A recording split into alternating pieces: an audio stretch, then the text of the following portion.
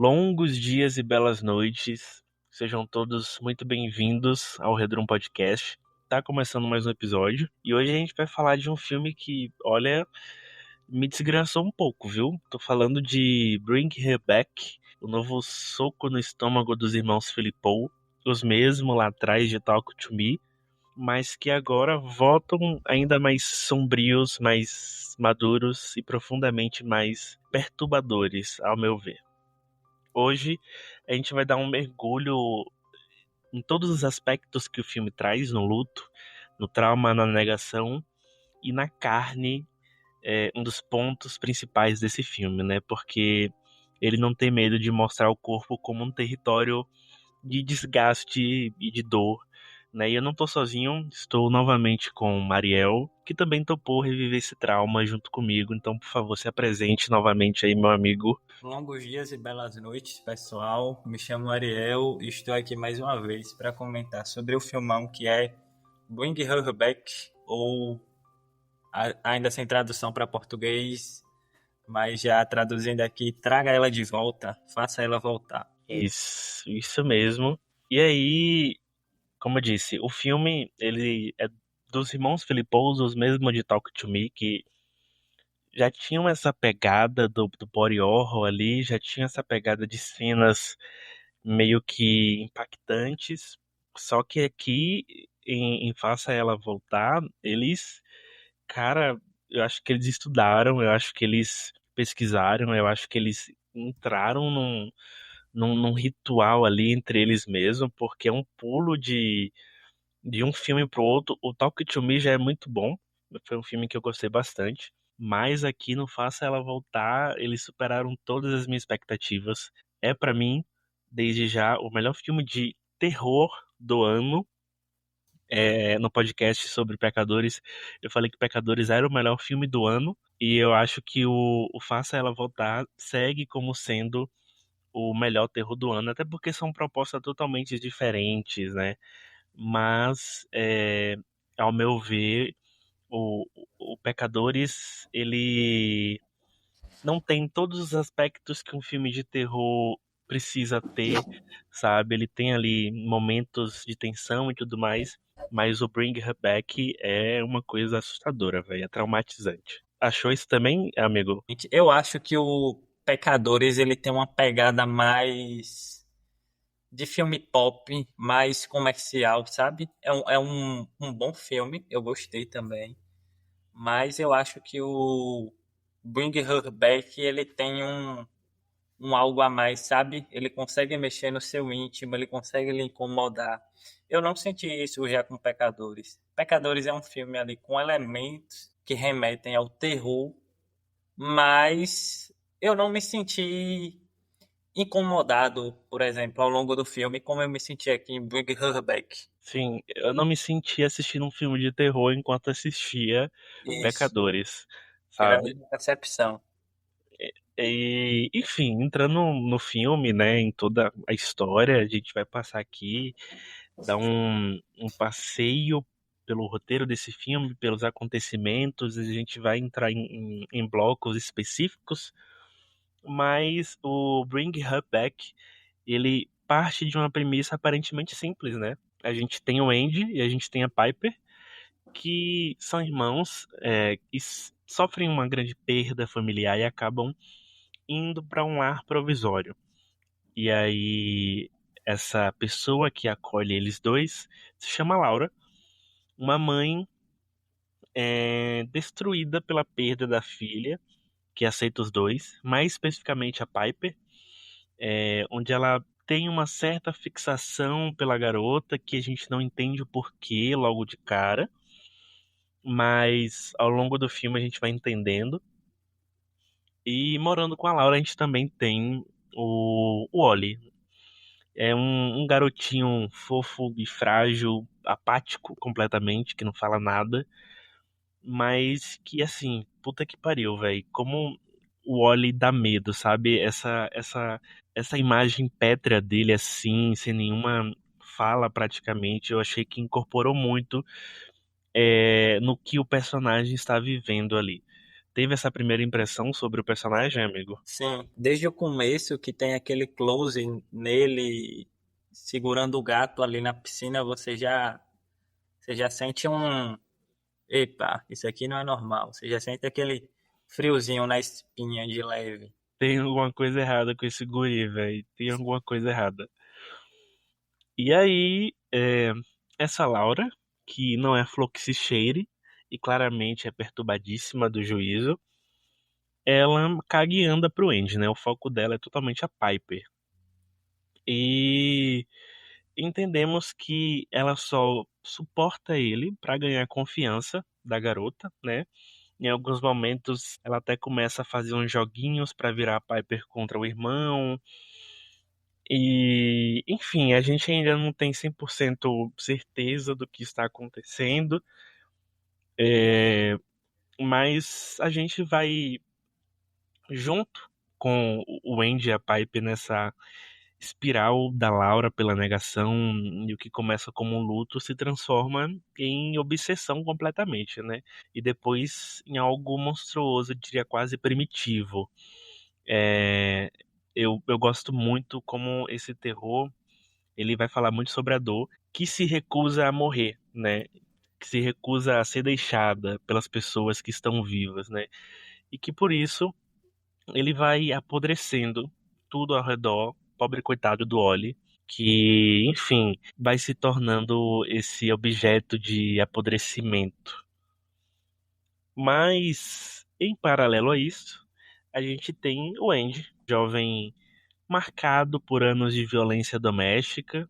A relação dele com o corpo é outra, né? É mais contida, ele é muito, de certa forma, reprimido, ele tenta manter o controle, mas o corpo dele fala muito, ao meu ver, nos olhares, enfim, no jeito de segurar a raiva, de se controlar para não explodir. E aí eu me peguei pensando e me questionando sobre isso, porque o filme ele lida com dois tipos de dor, né? Muito diferentes. O da perda, que a gente tem a Laura de um lado, e o da violência herdada, que a gente tem o Andy de um lado, sabe? Alguma dessas camadas te tocou mais, amigo? Ou, enfim, tu conseguiu absorver tudo que veio de um personagem e de outro personagem? Rapaz, eu acho que o que mais me tocou assim é essa dor da perda. Não que a dor do Andy também não seja algo a ser, a não, a ser considerado, mas é uma questão subjetiva. Mas o filme deixa isso bem claro, sempre coloca o pai do Andy ali como uma pedra no sapato, sabe? Ele sempre tá ali como um fantasma. Tanto que ele é muito assombrado por visões do pai no Uhum, decorrer de toda a obra, como se ele estivesse ficando maluco, que é algo causado até pela Laura, né? A mãe sim, adotiva. sim. É, eu também achei tudo isso que você falou. Enfim, tem todo o lance da Laura pela perda, e ao decorrer do filme a gente vai percebendo como ela tá em completo desespero, sabe? É como se ela estivesse caindo num abismo sem fundo, indo mais fundo e mais fundo e mais fundo em prol do propósito dela. E é muito triste de ver isso, né? Porque, enfim, de certa forma, eu não consegui sentir ódio dela ou algo do tipo, sabe? Eu consegui sentir mais pena por tudo ali, o que ela tava sentindo, enfim. E o Andy, a gente tem essa questão do pai vindo assombrar ele, e realmente a gente tem cenas bem pesadas em relação a isso. Inclusive, falando sobre cenas pesadas e como o filme começa, o que já é bem macabro, porque a primeira cena já é uma seita sendo realizada ali. E eu adorei aquela primeira cena daquelas imagens numa câmera bem ruim, sabe? E aí focando num círculo assim, num cara, sabe, gordo, só de cueca, um negócio muito macabro, velho. Eu achei muito da hora aquela cena, porque já vem ali como se fosse um suspense que começa a se criar, a se misturar na atmosfera do filme, nas bizarrices que começam a acontecer no body horror, enfim. Sim. E tudo vai virando um grande pico pra mim, sabe? O filme ele entra em uma espiral de medo, luto, enfim, Sim. traumas, tudo Essa, isso misturado com o terror. essa parte aí desse ritual me lembrou muito o filme francês, O Mártires, que trata também dessa questão de vida após a morte, esse simbolismo envolvendo as questões ritualísticas.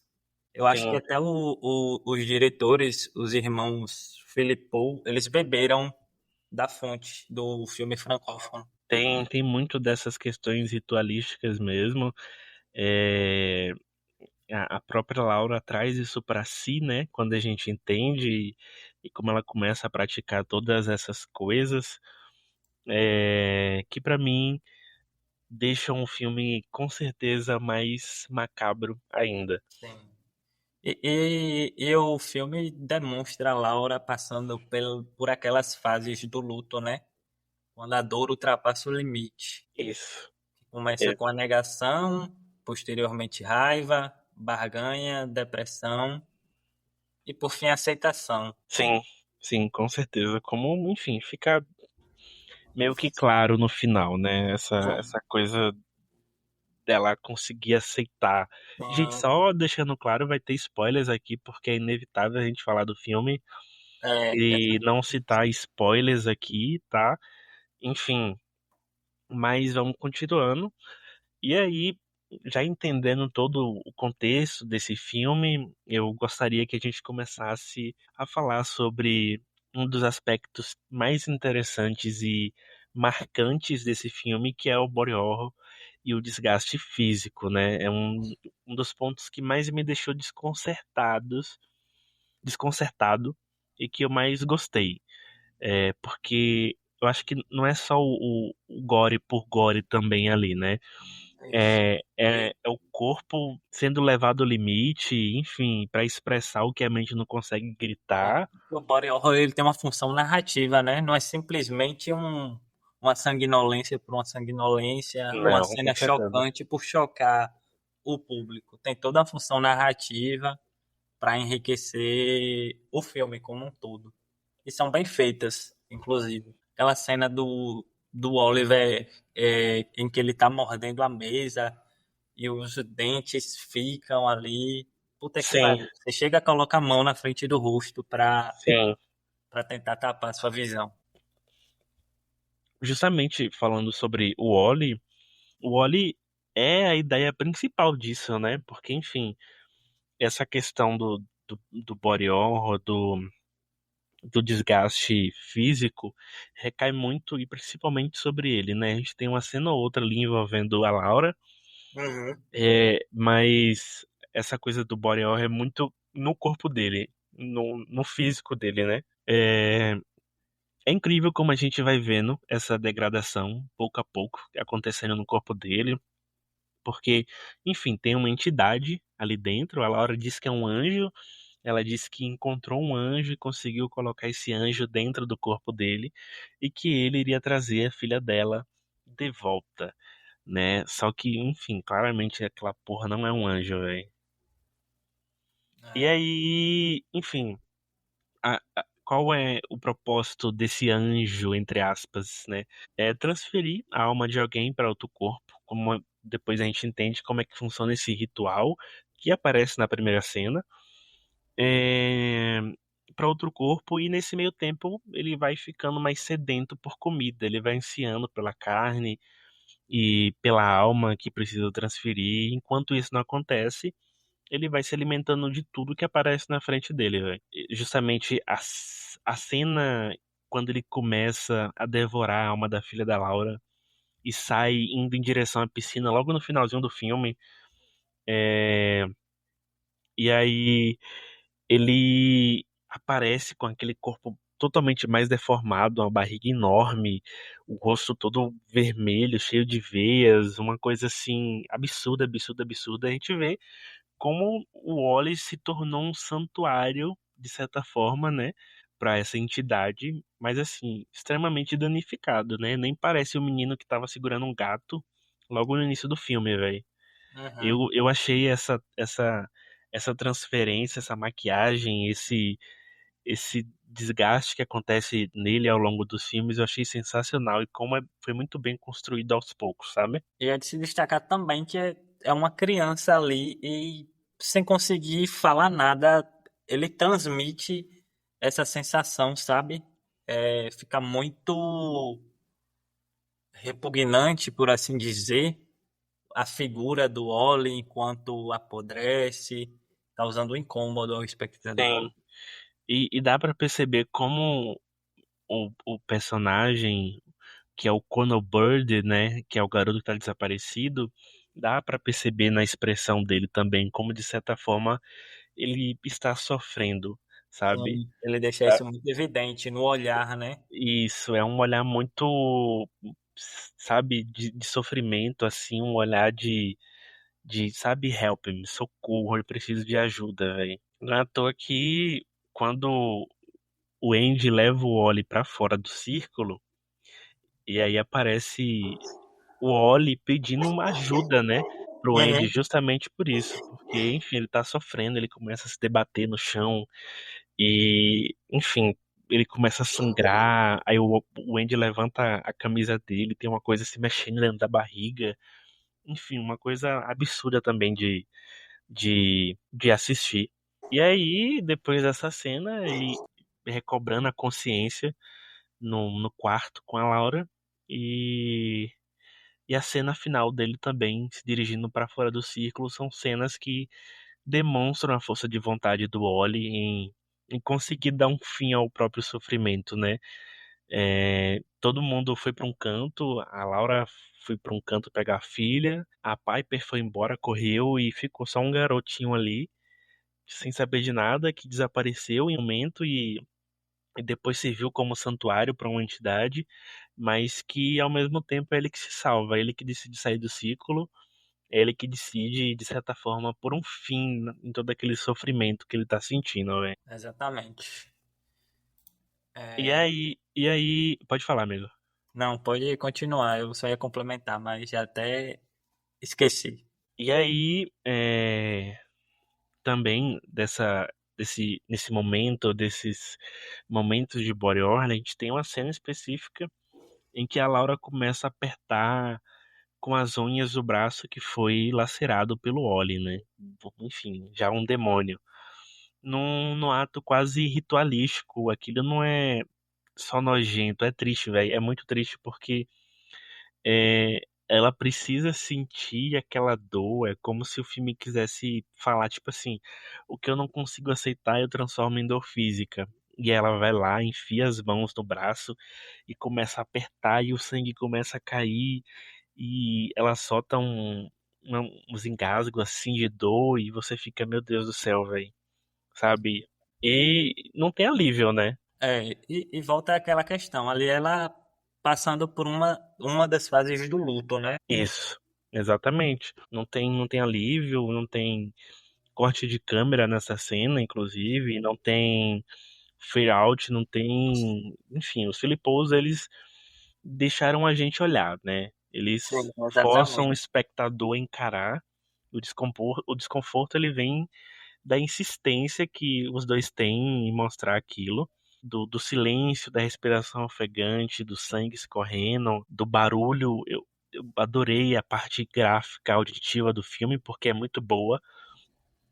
A cena do Ori mastigando a faca, e aí a câmera muda pro Andy, e o Andy tá cocado lá mexendo, a gente escuta com fone de ouvido uma zoada de dentes batendo em aço, sabe? E aquilo ali já me deixou. Eu já sabia o que ia ver, velho. Eu Aquilo já ali sabia. deixa a pessoa muito aflitiva. Eu já sabia o que ia vir. Quando eu ouvi aqueles barulhos, eu falei, meu Deus do céu, eu vou virar meu rosto. E eu virei meu rosto, velho, porque, sabe, é uma criança fazendo aquilo com o próprio rosto. Eu falei, meu Deus do céu, velho, meu A Deus do céu. expectativa do medo é mais amedrontadora que o próprio medo em si ali de frente. Só a expectativa já acaba com o espectador, sabe? Sim, com certeza, velho. E, tipo assim, a sensação não é só de repulsa, né? Tem, de certa forma, um peso emocional em todas essas cenas de body horror, né? A gente tem o garoto que tá sofrendo, A gente Aham. tem é, a Laura que tá sofrendo. Enfim, a gente tem momentos assim que são bem pesados mesmo, sabe? E que precisam estar ali para mostrarem como os personagens estão sentindo dor do emocional. E eu acho que a dor tá tão aguda que eles precisam transformar em outro tipo de dor para se sentirem de certa forma vivos, sabe? Principalmente a Laura. O Wally, ele tá fazendo aquilo porque ele tá com fome, né? O demônio dentro dele tá com fome, então ele precisa comer qualquer coisa que aparece na frente dele, velho. Isso. Fazendo um paralelo aqui com o que a Laura vive no decorrer do filme com as fases de luto, começando pela negação, que seria a não aceitação da morte da filha dela, que ela não aceita nem por um segundo. Durante o filme vai mostrar previamente que ela conta lá tanto pro Andy quanto pra Piper que teve uma filha anteriormente que A acabou morrendo. Carrie. Isso, que acabou falecendo de forma acidental. E aí a motivação dela gira em torno disso. Através de um ritual, ela trazer essa filha falecida. E a negação dela que é tão extrema que ela meio que começa a rejeitar a realidade. Ela quer reescrever a partir desses rituais e de desafiar a morte e tudo mais. Aí, passando, a segunda fase do luto seria a raiva. E aqui a raiva dela, eu diria que é algo silencioso. Está presente na forma como ela manipula quem está ao redor. Isso fica evidente quando ela tenta manipular o Andy para parecer que ele tá ficando doido mesmo, tá com Uhum. problemas mentais, ele começa a ter visões. Aquela cena que ela urina e joga em cima dele para ele achar que tá fazendo xixi na cama. Puta que pariu. Uma das cenas que mais me marcou durante o filme. E é aquilo, né? Ela culpa o mundo, culpa tudo. A raiva dela contamina tudo ao redor dela. Sim. E fez ela cometer todas essas atrocidades, né, velho? Sequestrar uma Exatamente. criança e ela como uma personagem que tem um emprego, tinha um emprego de conselheira, É tipo, psicóloga, né? psicóloga, ela nunca ia ser investigada ou algo do tipo por conta dessas coisas, né? Aqui chegando à terceira fase do luto, que é a barganha seria esse pacto, né? Se eu fizer isso, a minha filha vai voltar. E ela acredita que sacrificando a Piper, ela pode reequilibrar a balança do universo, por assim dizer. Então, apesar de não estar tão explícito no filme, você vê que se a gente for um pouquinho mais fundo, você consegue fazer um paralelo com as fases do luto. Aí, posteriormente, é a depressão, que mostra durante todo o filme, né? Que ela tem uma ausência ali que a torna capaz de atos que, em outra condição, ela jamais cometeria, né? E, por fim, a aceitação, que chega ali no finalzinho, ela meio que desiste de sacrificar a Piper e aceita que não vai mais conseguir e que não dá para trazer a filha de volta. Que o Sim, preço é alto demais e o que se foi, se foi. sim. A Piper ainda chama ela de mãe, né? Num desespero ali. Ela ainda vai lá e solta mãe, aí aquilo meio que funciona como um gatilho pra Laura e ela fica, meu Deus do céu, sabe? Eu vejo tanto minha filha em você e de certa forma eu tô matando ela de novo, né? Então eu não posso fazer isso, eu não vou conseguir fazer isso, velho. Exatamente. Gosto, enfim, toda essa parte do body horror, toda essa parte emocional que vem com o body horror também, toda essas camadas da Laura enquanto personagem, enquanto atriz, a atuação dela tá maravilhosa, porque, meu Deus do céu, velho. Sério, o primeiro Exatamente. momento que ela aparece, você olha pra cara dela e fala, gente, qual é daí que essa mulher é uma maluca, velho? Essa mulher é uma maluca, só que ela não tem ficha criminal. Ela trabalhou na Uhum. polícia, sabe? É, Ela, ela é trabalhou no alguém do conselho bem. tutelar, Isso, passa, exatamente. passa sobre quaisquer suspeitas e ninguém Isso. suspeita dela.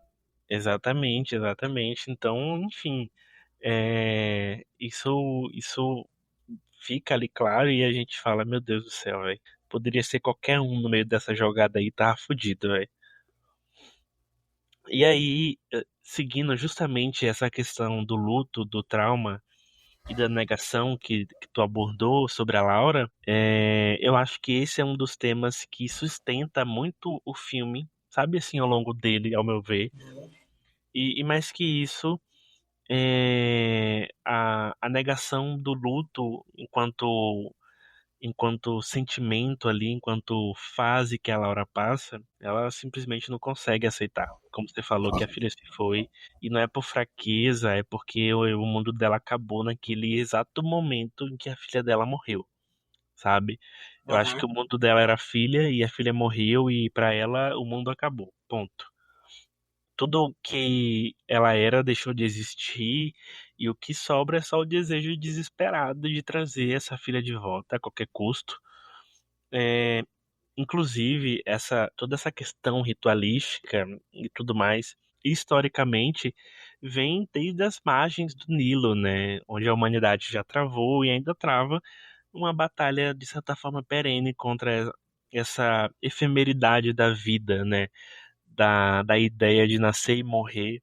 São pensamentos e questionamentos que, se não forem trabalhados, assim, podem realmente criar lauras da vida aí, como a gente sabe que realmente existe, pessoas que fazem qualquer coisa, tudo por conta do luto, né?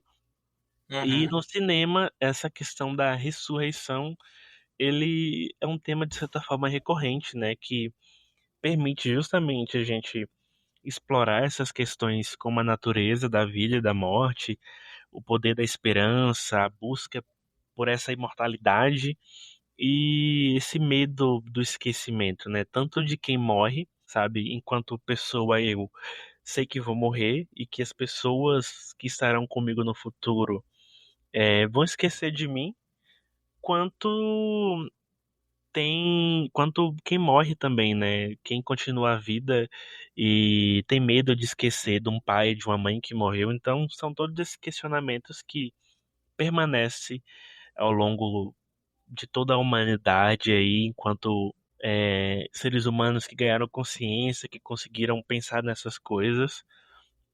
E aí, mas não é só isso, né? Esses rituais de ressurreição em filmes, eles conseguem refletir essas crenças, o medo dessa cultura retratada, mostrando como as sociedades lidam com a morte e o luto, sabe? Eu acho que se você se aprofundar no que se passa na cabeça da Laura, tem muito disso, sabe?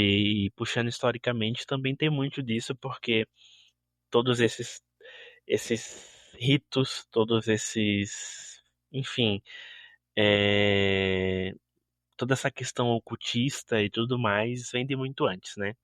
E hoje em dia ainda permanece justamente por conta desse medo, esse medo da morte, que eu acho que é o medo que todo mundo deve sentir e que não sentir tá muito em paz com a vida, velho. Puta que pariu. Amigo, uma pergunta. opa. É, tu acha que o filme tem alguma empatia pela Laura? Ou que de certa forma ele julga as escolhas que ela faz ao longo do filme? Ou tu acha que a Laura, enquanto indivíduo, ela toma essas próprias decisões e que são papéis diferentes, são perspectivas diferentes, sabe? São escolhas que os personagens tomam justamente por conta desse medo. Eu acho que vai mais nessa segunda opção, na questão de julgar mais das próprias escolhas da personagem, né? Ela faz isso por diria assim, vamos colocar lá como um motivo nobre, que é trazer a filha que ela tanto ama de volta. Só que assim, os meios que ela usa para isso, né, são bem controversos. Sim. E toda a destruição que ela vai levar junto com isso, né? Uhum. As pessoas que vão ser mortas. Spoiler, o Andy morre, galera. E a morte dele é muito ruim, é muito É triste, muito porque triste. Porque, porra, ele, sabe, era o meu personagem favorito ali. Ele é bem carismático, Ele né? é Eu muito fiquei torcendo carismático, pra ele velho. voltar, velho. Tipo, ter um Deus Ex Machina e ele retornar assim. Eu acho que se tivesse um Deus Ex Machina, a gente não estaria falando tão bem do filme, velho. Verdade. Porque seria uma coisa muito não humana, sabe? Muito improvável de acontecer, velho. Mas, enfim, a gente tem a Laura com toda essa ferida. E a gente tem o Andy, que já é outra ferida, né? Ele não quer trazer ninguém de volta. Ele quer esquecer. Ele é a antítese do que a Laura é e o que ela quer, né? Enquanto ela quer trazer de volta a filha, o Andy, ele quer esquecer o pai dele, né? Ele foi criado num lar de abuso e carrega esse medo de repetir esse ciclo, né? Então ele reprime, mas chega uma hora que tudo isso vaza e aí ele explode. Naquela cena em que eles estão bebendo e a Laura vai lá e questiona ele, né, sobre os traumas dele, e aí ele fala que o pai batia nele e que pra Laura o pai era maravilhoso, mas pra ele não era. E aí a Laura vai lá, pra Laura não, pra Piper. E aí a Laura vai lá e fala: "Então foi por isso que você bateu nela? Foi tipo assim, por inveja, sabe?" E aí, enfim, ele fica triste, você vê como ele ama a irmã dele, né? Eu gosto muito como isso foi tratado, né? A dor doente de não enxergar o pai dele como a Pipe o via, o medo de ser algo que eventualmente iria se parecer com ele, o trauma do abuso, o trauma de ter batido na irmã, a pessoa que ele mais ama na vida agora, né? E como a Laura conseguiu desgraçar mais ainda a cabeça dele com todos aqueles verdes que ela vai ficar jogando ao longo do filme. Porra, aquela cena da Piper dormindo e ela chegando lá, passando o desodorante dele e simplesmente dando um soco na cara da Piper enquanto ela dorme, véi, é macabro aquele negócio. Aquele negócio é muito macabro, véi. Exatamente. Aquele negócio causou assim uma apreensão em mim. Eu falei, meu Deus do céu, véi. Até que ponto essa mulher tá indo? Jesus A gente Cristo. não espera, né? O Não filme espera. ele tem um ritmo bem cadenciado. Ele tem momentos tranquilos e depois, como é que diz? Nos são apresentadas essas cenas mais macabras, vamos dizer assim, Sim, mais repulsivas. sim, véi. Ele é bem cadenciado neste sentido. Ele é. Ele de certa forma deixa tudo muito natural e quando as coisas acontecem, não é como se você estivesse assistindo um sobrenatural da vida ou um filme de terror super clichê que você claramente espera que alguma coisa vai acontecer, né? O filme não, ela passou um desodorante, você não espera o porquê ela passou esse desodorante.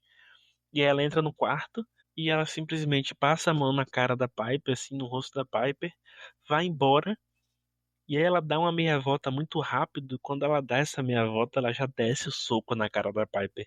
E você fica bem assim, meu Deus do céu, velho. Sabe? Causa essa apreensão, esse choque, né? Então, enfim, ela vai deixando aí de lado, ela vai construindo todos esses contratempos pro Andy, enfim, e vai colocando na cabecinha dele que ele é alguém digno de gentileza, de amor, carinho, enfim. E é, é uma coisa muito, de certa forma, importante como o filme ele mostra como esses dois personagens, tanto a Laura como o Andy, estão presos, né? Ela no passado, idealizado, e ele no medo de virar o pai. Enfim, enquanto os dois não encaram de frente o que dói, a coisa só vai ficando pior, vai apodrecendo mais. É, Tu acha que o Andy ele representa essa ideia de trauma silencioso que existe dentro da sociedade hoje em dia, né? Enfim, como a gente pode estar no meio disso ou não estar, ou conhecer pessoas que estão e saber que esse tipo de coisa realmente acontece, né? A gente fala que, enfim, pai e mãe é a melhor coisa do mundo, mas tem pai e mãe que, meu Deus do céu, Ah, é são verdade. as piores pessoas, né? E o que o filho consegue fazer é ficar em silêncio, não falar nada pra ninguém, porque, Sim.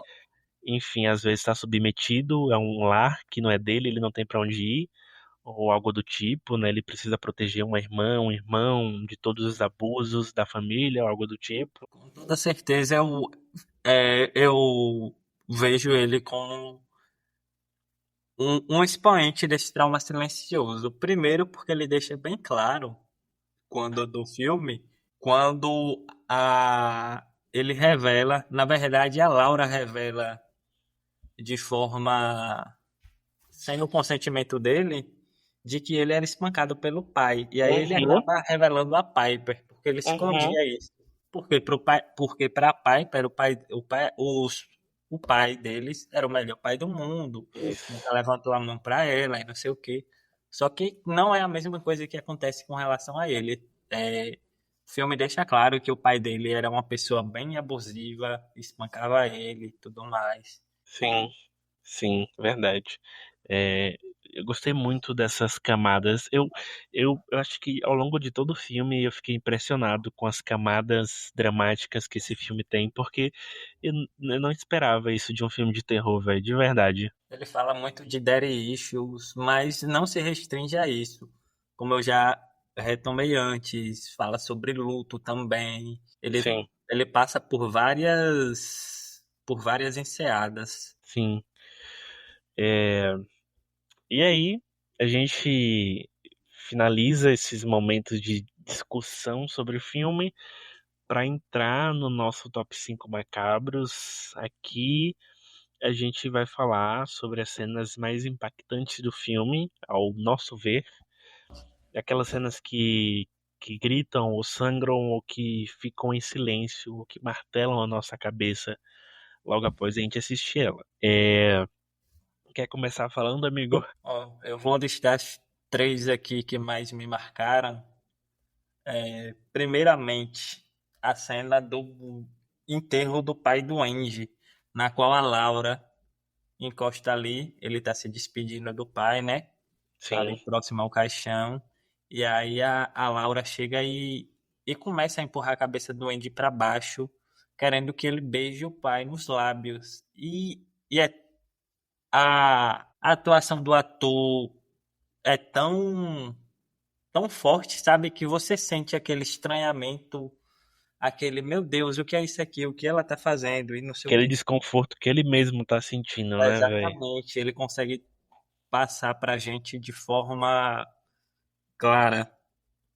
É, outra cena também é porque a Laura ela vai estar em todas Ela vai praticamente. estar em É todas. na qual ela urina ela mesma num pinico ali, num vaso, e ela joga por cima do Andy. Para quando ele acordar, ele já acorda todo molhado ali e duvidando: será que eu tô ficando doido? Eu tô tendo pesadelos de noite? O que é isso? E Sim, ele tenta mexendo mais, velho. e ela ainda tenta fazer ele passar vergonha na frente da irmã, Isso, a irmã que ele tenta proteger. Ela tenta subverter essa imagem de irmão protetor para um meninão, sabe? Ah, sim, ainda tá fazendo xixi na cama. sim, verdade, verdade. É toda uma tortura mental ali que ela faz. Não é à toa que ela realmente consegue fazer a cabeça da Piper, né? E a Exatamente. Piper depois fala, olha, a Laura quer te ajudar, deixa ela te ajudar. Ou no final, quando eles brigam, e aí ele chama a Piper pra ir embora, e a Piper, sabe, não vai. E aí ele Exatamente. sai rua fora, assim. E por fim, eu diria que a cena até que eu comentei previamente aqui, que é aquela cena na qual o Oliver ele tá mordendo a mesa.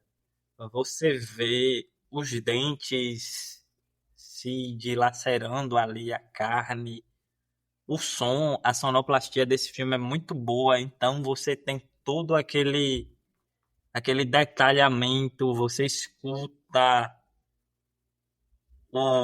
o osso se quebrar, então Sim. é Ele, muito ele mastigando a madeira, véi, isso. absurdo. Absurdo. Eu gostei de todas essas cenas em particular também. Eu separei algumas também. Em primeiro lugar, a cena do Oli comendo a fruta e de quebra uma faca, né? Que já falamos, já comentamos também anteriormente aqui, bem por cima. E como você falou, a sonoplastia do filme é muito boa, então o, o som ali, o áudio dessa cena, logo após o Andy se agachar para pegar algo, você já começa a escutar esse barulho de algo estranho, como se alguém estivesse mastigando aço.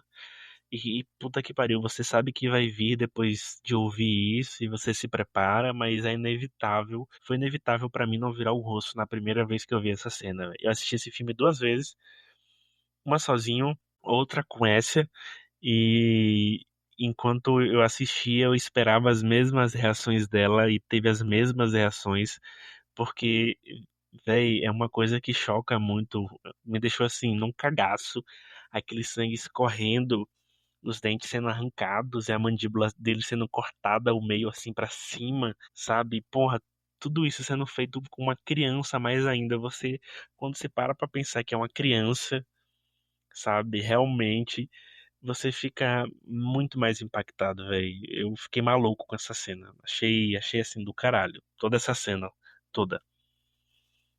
E aí, gosto muito da cena do pai deles, caído no chão, a cena praticamente é a terceira cena do filme, depois da seita, depois que o Andy vai pegar a Piper no colégio e que eles chegam em casa. Gosto como essa cena sempre volta e assombra o Andy depois, o pai caído, nu, com essas veias bem presentes no rosto, o vômito pelo corpo, os olhos vermelhos, o Andy sem reação alguma. Eventualmente, essa cena, como a gente já disse, volta pro Andy depois e aparece a Piper beijando o pai, o vômito se misturando ali na boca dela. Meu Deus do céu, eu fiquei com muito nojo daquela cena, velho. Muito, muito nojo, porque, enfim, ela não tava vendo o que tinha ali, ela só foi tentar salvar o pai, né? Foi algo bem impactante, porque tem significado diferente para ambos os irmãos, né? O Andy numa dualidade ali entre fazer algo ou deixar ele ali morrendo ou já morto, né?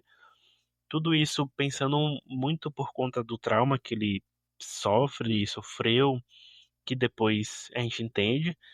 E a irmã dele, a Piper, né, totalmente incapacitada de fazer algo, saca?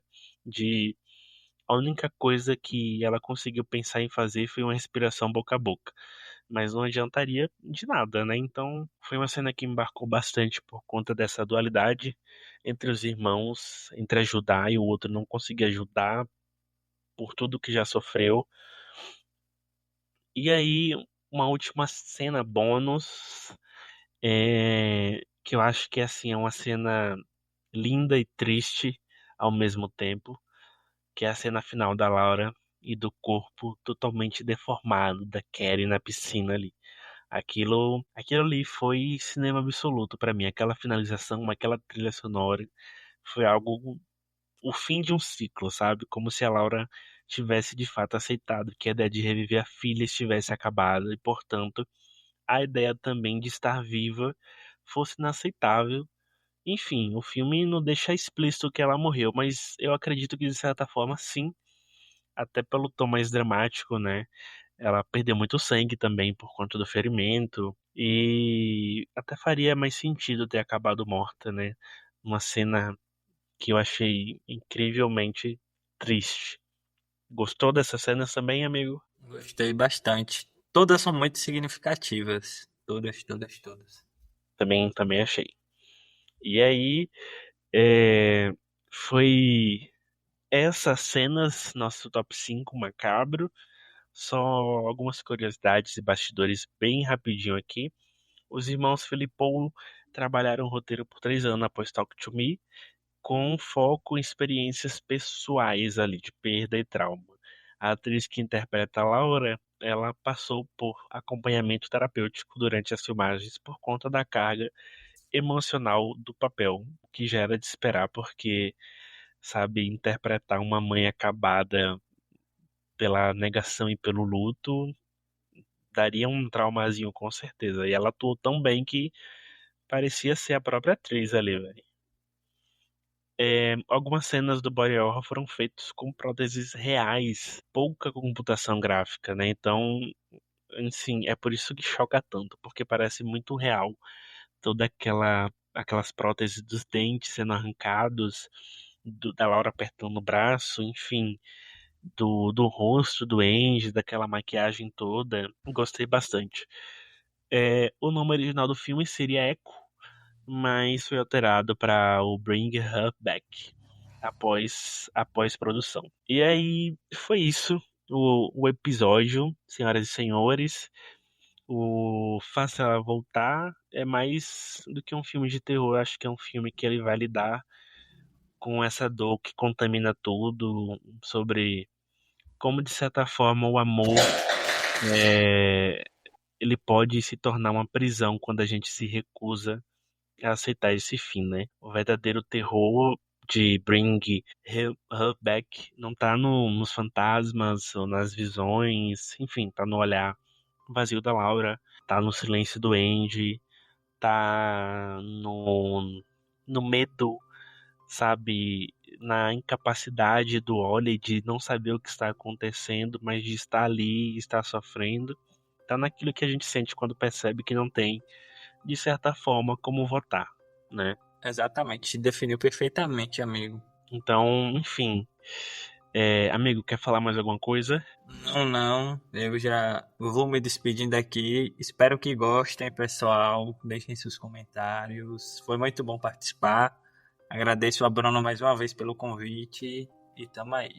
É isso aí, meu povo. A gente se despede desse episódio com o coração, de certa forma, meio apertado, porque o Faça Ela Voltar é daqueles filmes que ficam doendo, ruindo por dentro, tá? Então, se você curtiu, já segue a gente no Redrão Podcast no Instagram. Manda esse episódio para quem precisar refletir ou desabafar sobre traumas não resolvidos. E até a próxima. Talvez com menos possessão, mas sempre com muito terror, tá? Longos dias e belas noites a todos vocês.